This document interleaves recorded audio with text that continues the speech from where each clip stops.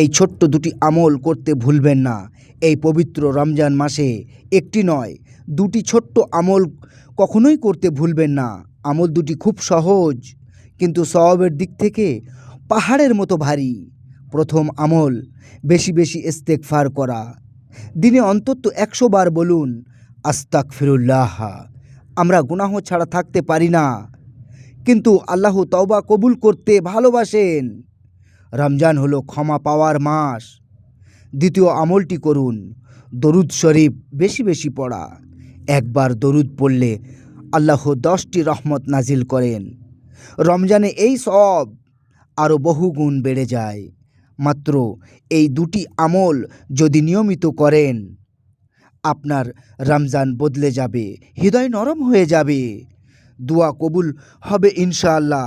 তাই আসুন, এমন ভালো নসিহত শুনতে শিখতে আমার চ্যানেলটি সাবস্ক্রাইব করে পাশে থাকুন।